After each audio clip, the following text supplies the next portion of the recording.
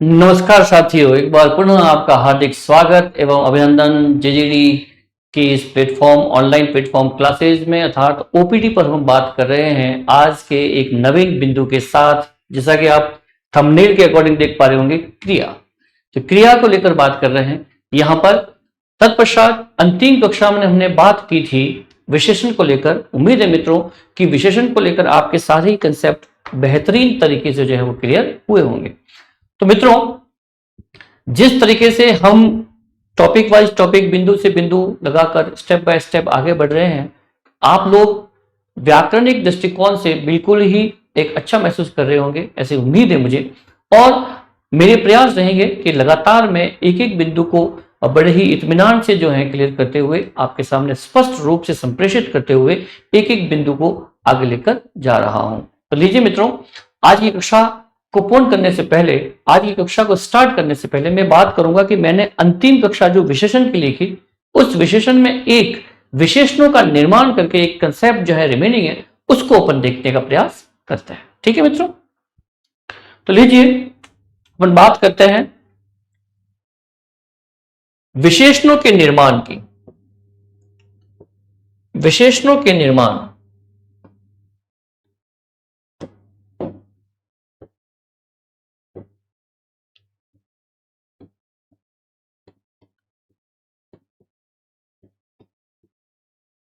विशेषणों का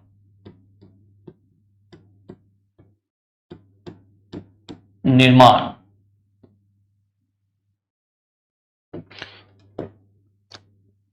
तो किस तरीके से अपने विशेषणों का निर्माण करते हैं, उसमें कुछ शब्द हैं, जैसे कि मैं यहां पे लिखता हूं।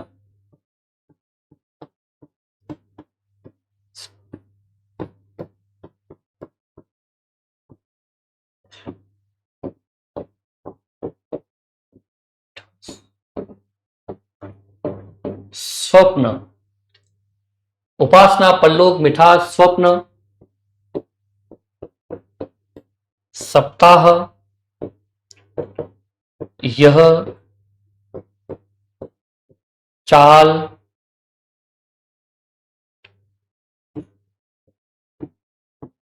घूमना, स्नेह, परिवार, घूमना, स्नेह, परिवार, पंख, कृपा, नगर। और भी लेते हैं शब्द जैसे सत्य, बल, दान, सत्य, बल, दान, सेवा। इस तरह से ये कुछ शब्द हैं। इन शब्दों के आधार पे हम जो है यहां पर बात करेंगे विशेषणों का निर्माण, किस तरह से विशेषण जो है वो बना सकते हैं।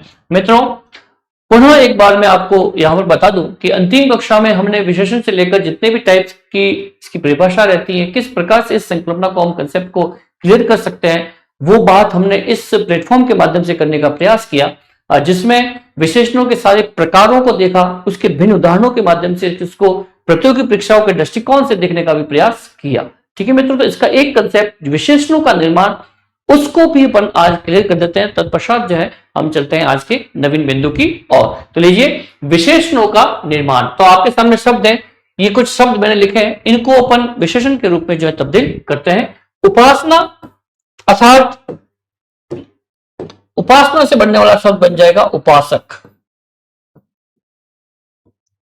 परलोक, पारलौकिक। मिठास, मीठा। स्वप्न का स्वप्नील। सप्ताह का साप्ताहिक। यह का ऐसा। चाल का चालू। घूमना का घुमक्कड़। स्नेह का स्नेहिल। परिवार का पारिवारिक। पंख का पंकील। कृपा का कृपालु, नगर का नगरीय। फिर है आपके सामने सत्य का सत्यनिष्ठ, बल का बलवान, दान का दानी और सेवा का सेवक। इस तरीके से इन शब्दों के आधार पर हम जो है विशेषणों का निर्माण यहां पर बेहतरीन तरीके से कर सकते हैं। ऐसे ही प्रश्न, ऐसे ही शब्दों के माध्यम से आपको विशेषणों के निर्माण करने का प्रयास जो है, अभ्यास जो है अपने स्तर पर करना है मित्रों, ताकि इससे रिलेटेड कैसे भी विशेषणों के निर्माण से संबंधित यदि प्रतियोगी परीक्षाओं में आपके सामने प्रश्न प्रस्तुत हो तो आप उसे बेहतरीन तरीके से, बिल्कुल सही तरीके से और सही उत्तर तक पहुंच पाए। इन्हें देख लें आप, फिर आगे चलते हैं।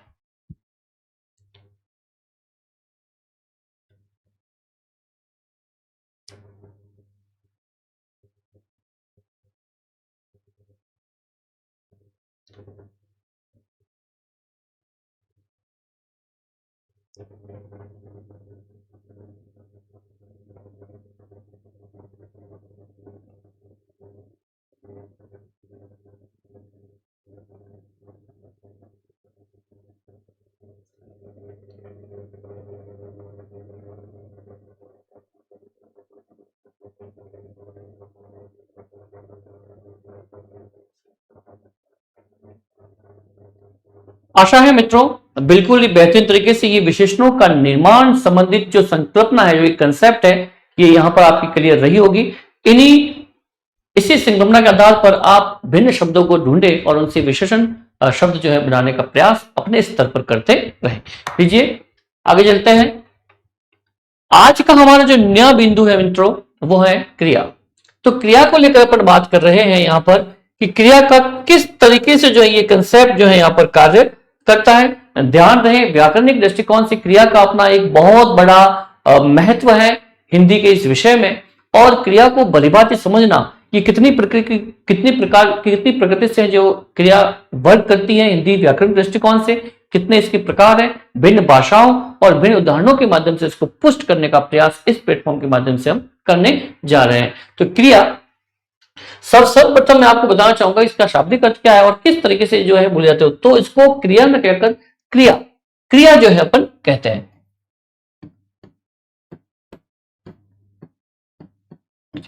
इस तरीके से इसको अपन क्रिया कह सकते हैं और इसका शाब्दिक अर्थ जो रहेगा वो रहेगा करना। क्या रहेगा? करना। किसी भी कार्य को करना क्रिया का मतलब ही क्या है? किसी कार्य को करना, करने की जो क्रिया है वो अपने आप में क्रिया ही है। ठीक है ना। तो लीजिए सबसे पहले अपन बात करते हैं कि क्रिया का जो अर्थ है, क्रिया का जो अर्थ रहेगा वो रहेगा क्या? करना। कार्य करना क्रिया का अर्थ है। ठीक है। क्रिया के बिना कोई वाक्य पूर्ण नहीं होता। बहुत ही बेहतरीन ये फैक्ट है। ये बताया जा रहा है कि क्रिया के बिना कोई भी वाक्य पूर्ण नहीं होता। इस बात को यहां पर अपन सुस्पष्ट तरीके से देखने का प्रयास करते हैं मित्रों कि देखिए क्रिया के बिना कोई वाक्य पूर्ण नहीं होता। क्रिया के बिना कोई वाक्य पूर्ण नहीं होता। तो इस कंसेप्ट को देखते हैं कि क्रिया के बिना कोई वाक्य पूर्ण नहीं होता। अब कैसे? तो देखते हैं कि मैं आपके समक्ष एक सेंटेंस लिखता हूं।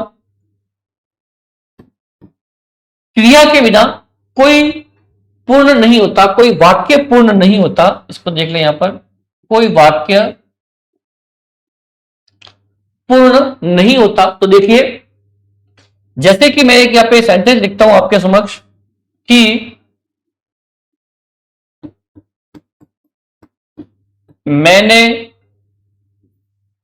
पानी पी। क्या आप कह सकते हैं कि मैंने खाना खा। अब इसमें आप देख रहे हैं कि कर्ता भी है, कर्म भी है। लेकिन क्रिया जो है यहां पर उपस्थित नहीं है। ध्यान रखें मित्रों, एक चीज और कि हिंदी का जो सेंटेंस बनता है वो हमेशा कर्ता प्लस कर्म और धन क्रिया। ये जो हिंदी वाक्यों का जो सेंटेंसेस का जो क्रम होता है अपने आप में वो इस तरह से रहता है कि हम पहले कर्ता रखते हैं, फिर कर्म और फिर जो है क्रिया रहती है। उसी तरीके से ये हिंदी को लेकर है। और यदि इंग्लिश की बात करें तो इंग्लिश में आपके सबसे पहले सब्जेक्ट रहेगा, फिर आपके वर्ब रहेगा और फिर आपके ऑब्जेक्ट रहेगा। ये बेसिक क्वेश्चन है और इस कंसेप्ट को हमेशा क्लियर रखना चाहिए। इस टाइप से किसी भी वाक्य का निर्माण जो है हिंदी और इंग्लिश भाषाओं में रहता है। तो यहां पर अपन बात कर रहे हैं कि यहां पर कर्ता भी है, कर्म भी है, लेकिन क्रिया नहीं है। तो कहीं ना कहीं आपको ये सेंटेंस जो है स्वीकार नहीं होगा, क्योंकि मैंने खाना खा मतलब कि बहुत सी चीजें यहां पर रह गई है। ऐसा प्रतीत हो रहा है कि सेंटेंस अपने आप में पूर्ण नहीं है। क्यों? क्योंकि क्रिया यहां पर उपस्थित नहीं है मित्रों। क्या कहा? क्रिया के बिना कोई वाक्य पूर्ण नहीं होता, ये फैक्ट है। अगर क्रिया में, अगर आपकी सेंटेंस में आप जो वाक्य लिख रहे हैं उसमें क्रिया नहीं है, मीन्स वो वाक्य पूर्ण नहीं माना जाएगा, हम उसको एक्सेप्ट नहीं करेंगे, एक्सेप्ट नहीं कर सकते, क्योंकि उसमें पूर्णता नहीं आएगी। अतः मैं यहां पर लिखना चाहूंगा इस कंसेप्ट को। अतः एक कंसेप्ट और है, अतः क्रियाएं वाक्य को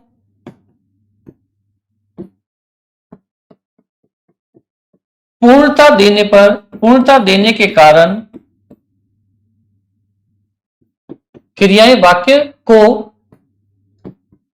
पूर्णता देने के कारण वाक्य का विधेय अंग कहलाती है, वाक्य का विधेय अंग कहलाती है। एक बार मैं आपको यह कहना चाहता हूं कि क्रिया के बिना कोई वाक्य पूर्ण नहीं होता, अतः क्रियाएं वाक्य को पूर्णता देने के कारण क्या कहलाती है? वो वाक्य का विधेय अंग कहलाती है। एक बार इस कंसेप्ट को साइड में रखें, अपन इसको पूरा करते हैं कि मैंने खाना खा। अब ये क्रिया जो है यहां पर उपस्थित नहीं है इस सेंटेंस में, और ये हम इसको एक्सेप्ट भी नहीं कर सकते। अब एक सेंटेंस में और लिखता हूं कि मैंने खाना खा, वह सो गया। एक सेंटेंस में और लिखता हूं कि पैसा उड़ाया गया। अब देखिए मित्रों, यहां पर क्रिया उपस्थित नहीं है, इस कारण 101% हम देखते हैं कि यहां पर हम इस सेंटेंस को जो है वो एक्सेप्ट नहीं कर सकते, क्योंकि यहां पर क्रिया ही नहीं है और क्रिया के बिना वाक्य पूर्ण नहीं होता है। अब यहां पर देखिए वह सो गया, अब यहां पर कर्म नहीं है। क्या नहीं है? कर्म नहीं है, लेकिन फिर भी कहीं ना कहीं ये सेंटेंस जो है वो एक्सेप्टेड है, स्वीकार है, क्योंकि ये पूर्ण अर्थ दे रहा है। और पूर्ण अर्थ देने का रीजन ये है कि यहां पर क्रिया उपस्थित है, चाहे कर्म ना हो, लेकिन क्रिया होने के कारण ये वाक्य अपने आप में पूर्णता प्रदान कर रहा है और ये एक्सेप्टेड है ये सेंटेंस की, इसका अर्थ जो है वो हम तक पहुंच पा रहा है। वह सो गया। एक है पैसा उड़ाया गया।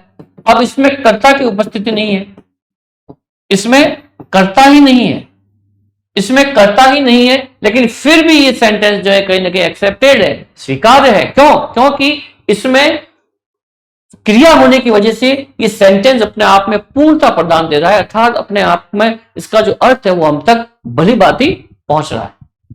ये फैक्ट है कि इस उदाहरणों के माध्यम से हम ये समझ पा रहे हैं कि क्रिया का होना कितना ही सहज है, कितना ही जो है हम देखें कि क्रिया के बिना जो है कभी भी वाक्य में पूर्णता नहीं आ सकती।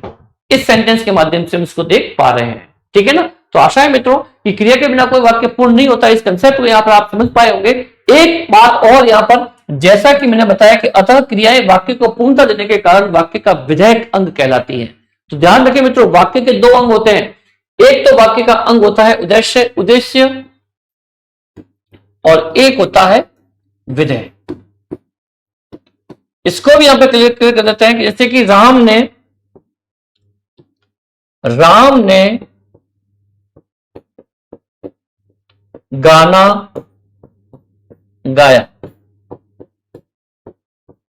राम ने गाना गाया। अब देखिए यहां पर राम ने गाना गाया। अब मैंने क्या बताया आपको कि क्रियाएं वाक्य को पूर्णता देने का कारण वाक्य का विधेय अंग कहलाती है। तो ध्यान रखना मित्रों, वाक्य के दो अंग होते हैं, उद्देश्य और विधेय। उद्देश्य हमेशा कर्ता को कहा जाता है, जो कार्य करने वाला होता है उसको उद्देश्य कहते हैं। तो राम यहां पर क्या बन गया, उद्देश्य।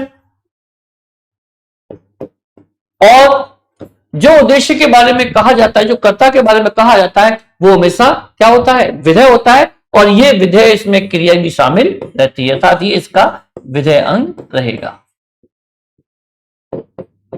इस तरीके से मित्रों हम यहां पर समझ पा रहे हैं कि क्रिया का होना वाक्य में कितना ही अनिवार्य है, अर्थात क्रिया के बिना कोई भी वाक्य पूर्ण नहीं हो सकता। इसको देख ले, फिर आगे चलते हैं।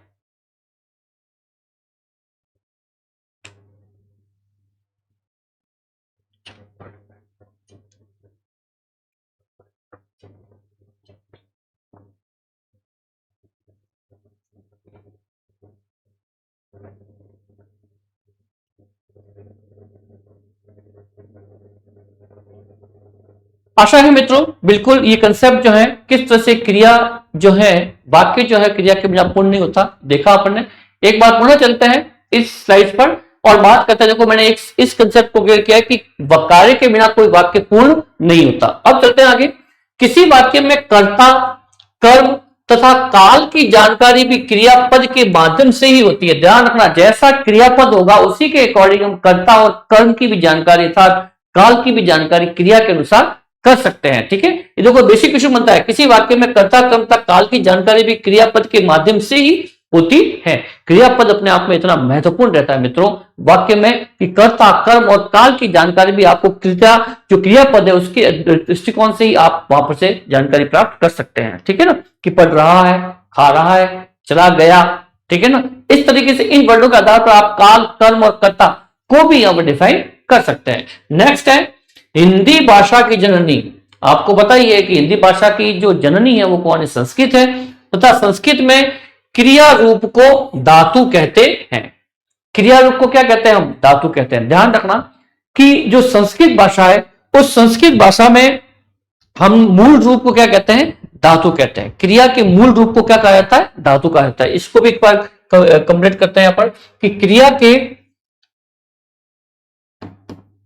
क्रिया रूप को, क्रिया के रूप को, क्रिया क्रिया के मूल रूप को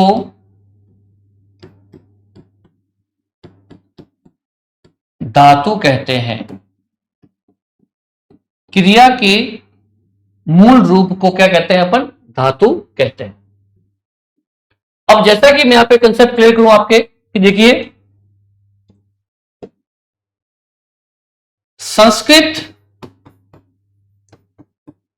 संस्कृत में जैसे पठ धातु है, यह जब हिंदी में पढ़ा जाएगा तो हिंदी में इसे पढ़ कहा जाएगा और इसका जो क्रियापद होगा, जो क्रियापद रहेगा वो रहेगा पढ़ना। अब पढ़ के साथ ना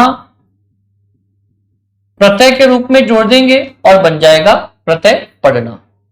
इस प्रकार से हम देखते हैं कि ये मूल धातु किस तरीके से संस्कृत में इसे मूल धातु कहा जाता है और हिंदी में ये क्रियापद बन जाते हैं, अर्थात हिंदी में इन्हें क्रिया कहा जाता है। अब देखिए जैसे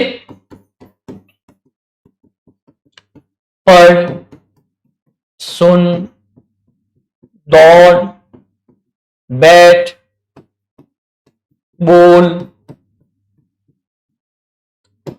आ, जा, पी आदि, ये सारे ही जो है अपने आप में एक जो है किस तरीके से इनमें अपन धातुओं को जो है एक क्रियापद के रूप में तब्दील कर सकते हैं। तो देखिए मित्रों जैसे कि पता ही है कि यहां पर मूल धातु,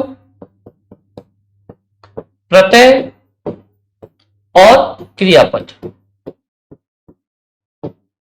तो देखिए मूल धातु के रूप में पठ, प्रत्यय ना जुड़ा और प्लस बन गया पढ़ना। उसी तरह से बोल ना जुड़ा और बन गया बोलना। उसी तरह से खा ना बराबर बन गया खाना। उसी तरीके से अगर और देखते हैं अपन, सुन ना और बन गया सुनना।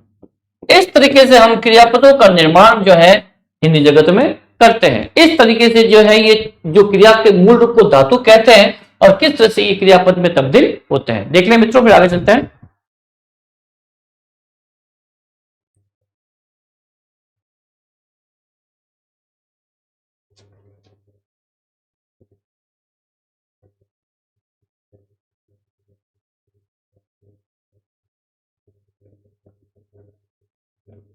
आशा है मित्रों बिल्कुल ये कंसेप्ट आपको समझ में आया होगा। अब देखते हैं आपस पुनः उस स्लाइड पर निकलते हैं अपन कि हिंदी भाषा की जननी संस्कृत है। संस्कृत में क्रियापद को क्या कहते हैं? मूल रूप को धातु कहते हैं।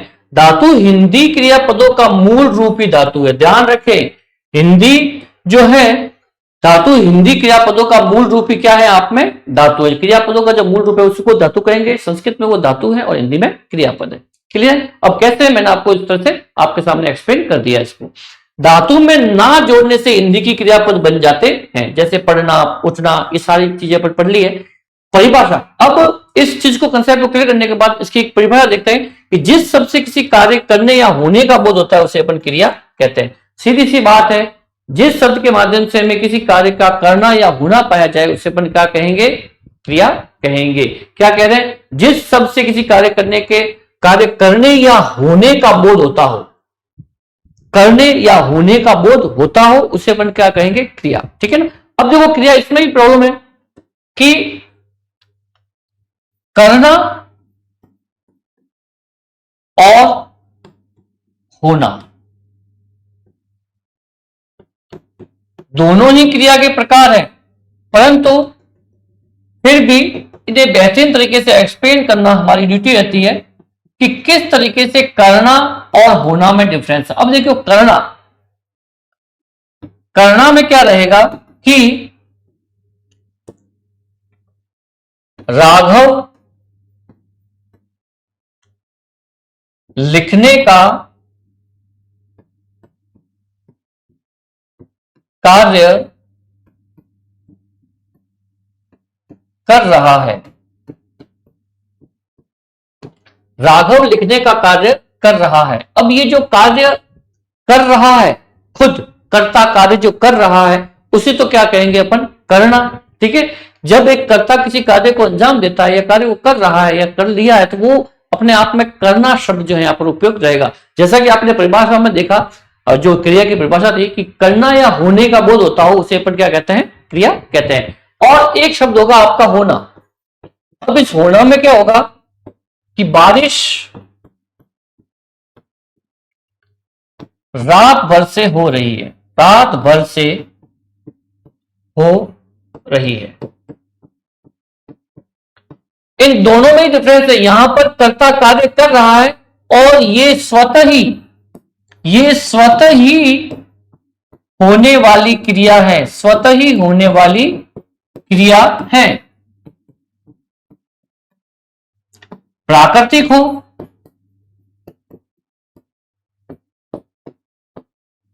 जो कैसी हो? प्राकृतिक को स्वतः ही जो है क्रिया हो रही है उसे पर क्या कहेंगे? होना। तो इस तरह से करना जो होगा वो किसी कर्ता के द्वारा कार्य को की अंजाम दिया जाता है और होना जो है वो स्वतः ही होने वाली क्रिया के रूप में, चाहे वो प्राकृतिक हो। ठीक है? इस तरह से अपन यहां पर इस कंसेप्ट को क्लियर करते हैं कि करना और होने का जो फर्क है वो किस तरीके से रहेगा। देख लें मित्रों, फिर आगे चलते हैं।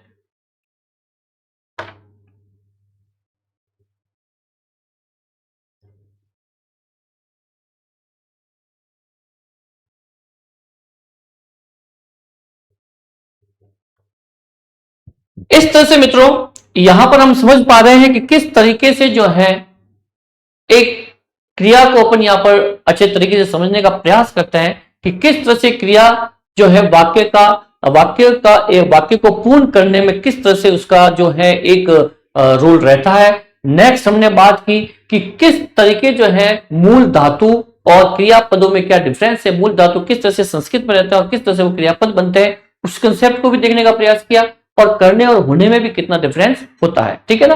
तो अब चलते हैं हम मूल बात पर।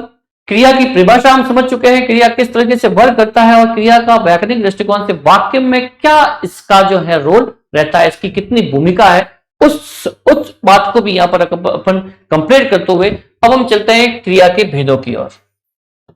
क्रिया के भेद। अब देखिए मित्रों, क्रिया के जो भेद है वो 3 प्रकार से डिफाइंड है। जैसे कि सबसे पहले आपके सामने रहेंगे जो है कर्म के आधार पर। किसके आधार पर? कर्म के आधार पर। सेकेंड टाइप जो रहेगा वो रहेगा इसका अर्थ के आधार पर।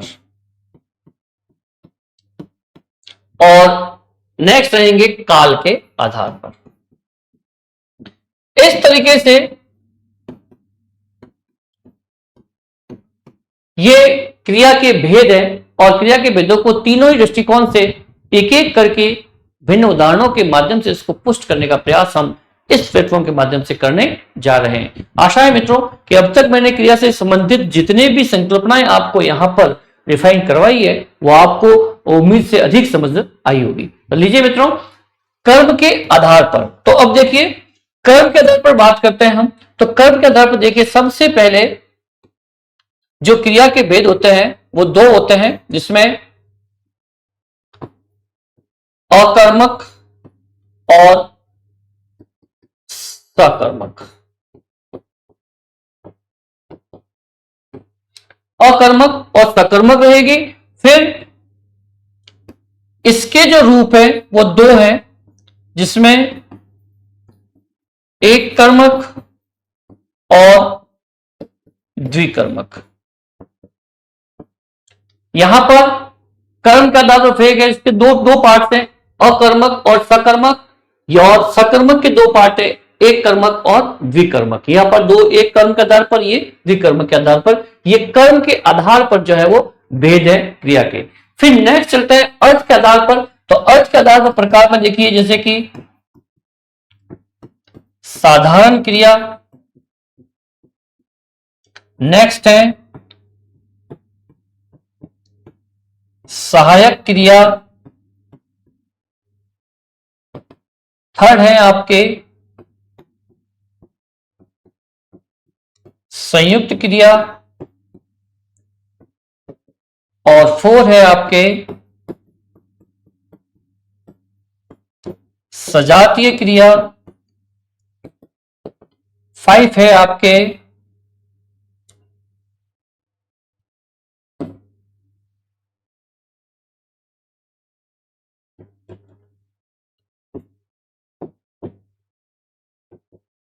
पूर्वकालिक क्रिया,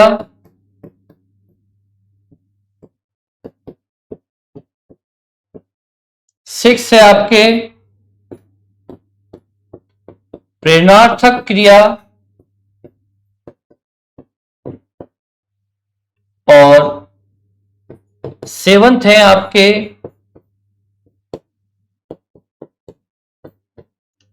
नाम धातु क्रिया और 8th है आपके कृदंत क्रिया। इस तरीके से ये 8 प्रकार हैं आपके अर्थ के आधार पर। किसके आधार पर? अर्थ के आधार पर। और फिर चलते हैं हम काल के आधार पर। तो काल के आधार पर देखिए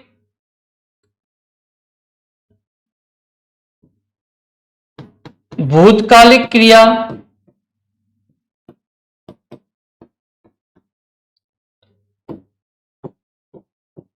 भविष्यकालिक क्रिया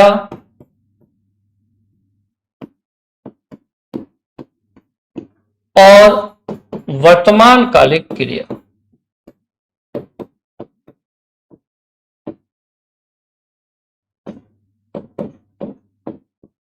इस तरीके से ये आपकी क्रिया के भेद रहते हैं कर्म के आधार पर, क्रिया के आधार पर, अर्थ के आधार पर, कर्म के आधार पर, अर्थ के आधार पर और काल के आधार पर, इस तरीके से इनमें डिफरेंस रहता है।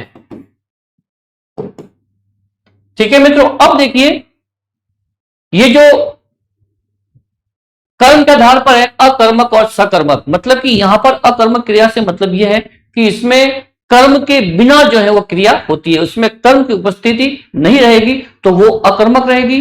और सकर्मक मतलब कि कर्म सहित जहां पर जो कर्ता के द्वारा जो क्रिया होगी उसका प्रभाव जो है वो कर्म पर रहेगा, अर्थात वो सकर्मक क्रिया रहेगी। उसमें भी दो कंडीशन है, एक कर्मक और द्विकर्मक। यदि वाक्य में एक कर्म है तो वो एक कर्मक रहेगा, और यदि दो कर्म है तो दो कर्म के आधार पर सकर्मक क्रियाएं रहेगी। ये इनका साधारण सा परिचय है। तत्पश्चात हम इसे बहुत ही बेहतरीन तरीके से परिभाषाओं और भिन्न उदाहरणों के माध्यम से इसको पुष्ट करने का प्रयास करेंगे कि किस तरीके से जो है आप सकर्मक और अकर्मक क्रियाओं में भेद कर सकते हैं। फिर नेक्स्ट है आपके अर्थ के आधार पर साधारण क्रिया। जो क्रिया की जो साधारण क्रिया जो मुख्य क्रिया की विशेषता बताए उसे अपन जो है साधारण क्रिया कहेंगे। जो शब्द का जो साधारण क्रिया जो विशेषता बताते हैं उसे अपन साधारण क्रिया कहेंगे।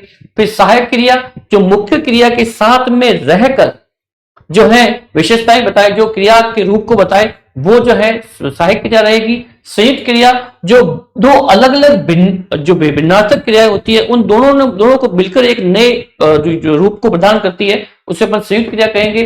सजातीय क्रिया जिसमें कर्ता और कर्म एक ही धातु से बने हुए होते हैं उसे अपन सजातीय क्रिया कहेंगे।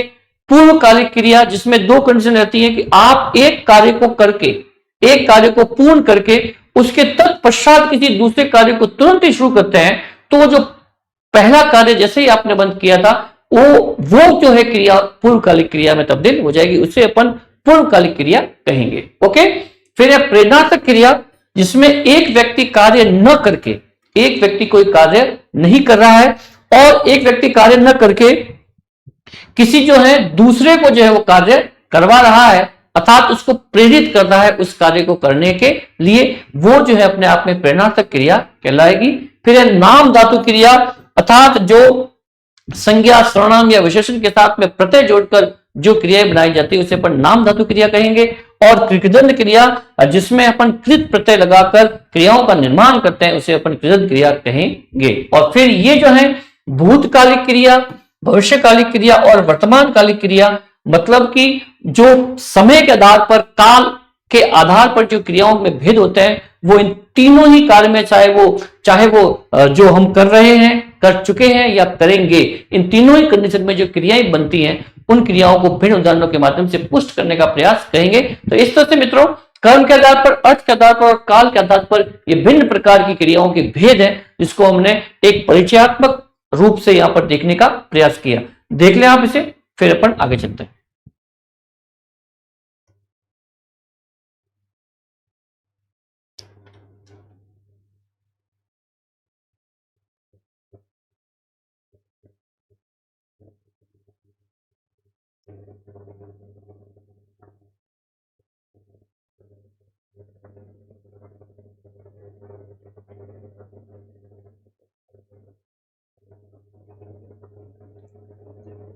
आशा है मित्रों ये कंसेप्ट आपको अच्छा लगा होगा और यहां पर आप बिल्कुल ही जानकारी प्राप्त कर पाए होंगे कि किस तरीके से जो क्रिया के भेद होते हैं।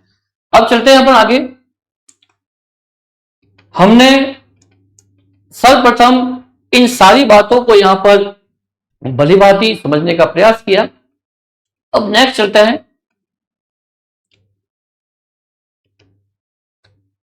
कि कर्म के आधार पर जो भेद है क्रिया के, उसको समझने का प्रयास करते हैं एक परिचयात्मक रूप से कि कर्म के आधार पर क्रिया शब्द का फल किस पर पड़ रहा है। देखिए कर्म के आधार पर जो क्रिया होगी उसके जो दो भेद बताए मैंने, अकर्मक और सकर्मक, उसमें अपन बात कर रहे हैं कि जो क्रिया, जो शब्द, जो कर्म के आधार पर क्रिया शब्द का फल, जो कर्म के आधार पर जो क्रिया शब्द है उसका जो कर्म है उसका फल किस पर पड़ रहा है, तो किसे प्रभावित कर रहा है, इस आधार पर किया जाने वाला भेद कर्म के आधार पर क्रिया के भेद के अंतर्गत आता है। मतलब कि कर्म के आधार पर जो क्रिया शब्द का फल किस पर पड़ेगा, वो किसको प्रभावित कर रहा है, कर्ता को कर रहा है, कर्म को कर रहा है, उसके आधार पर जो क्रिया के जो भेद है वो कर्म के आधार पर है, उसके इस आधार पर क्रिया के प्रमुख दो भेद होते हैं। ये कर्म के आधार पर भेद होने की जो परिभाषा है वो है, अर्थात ये दो प्रकार की जो है आपके सामने क्रियाएं रहती है, सकर्मक और अकर्मक। सकर्मक क्रिया से जो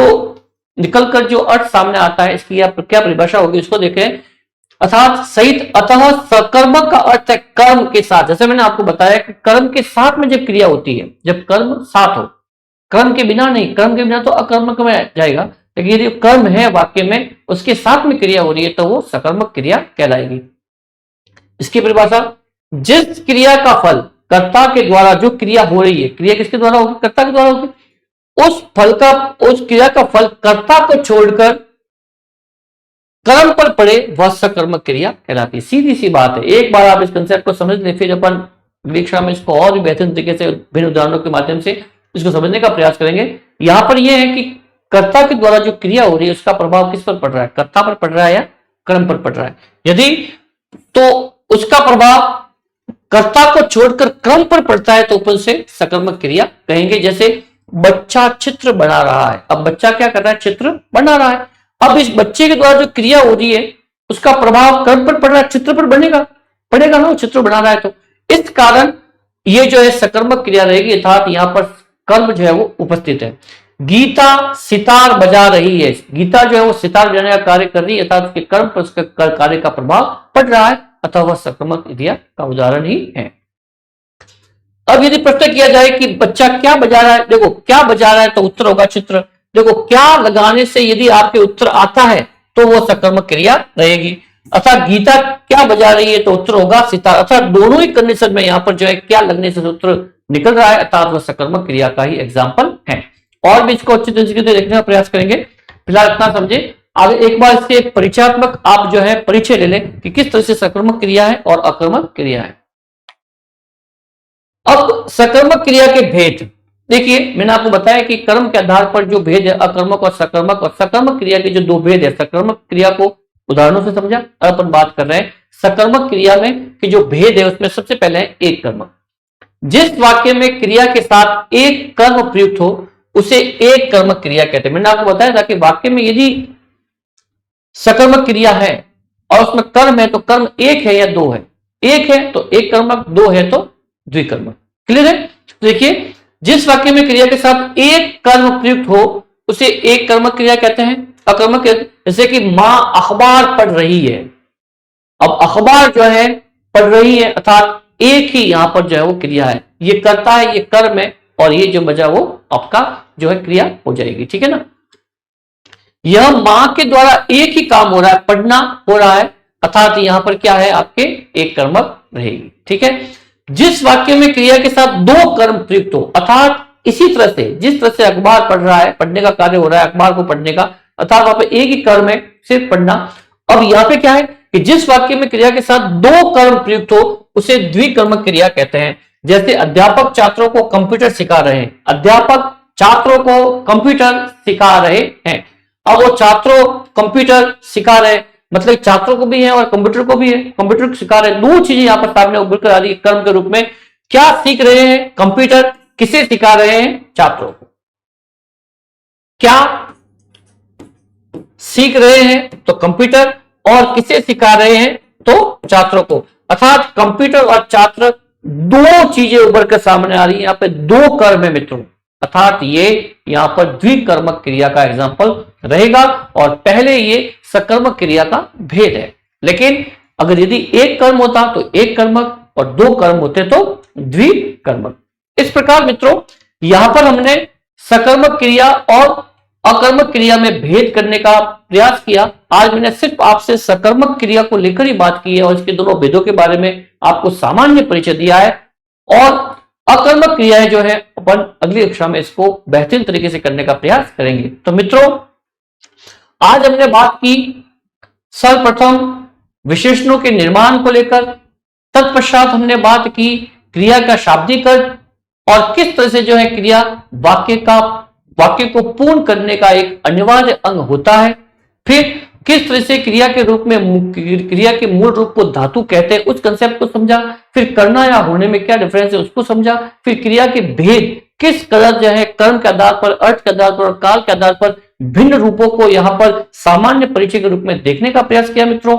और फिर हमने कर्म के आधार पर सकर्मक क्रिया की परिभाषा, उदाहरण और उसके साथ में सकर्मक और अकर्मक क्रिया की परिभाषा उदाहरणों के माध्यम से इसको समझने का प्रयास किया। आशा है मित्रों कि आज की कक्षा आपके लिए बेहतरीन रही होगी। मिलते हैं अगली कक्षा में, जब तक के लिए नमस्ते, नमस्कार।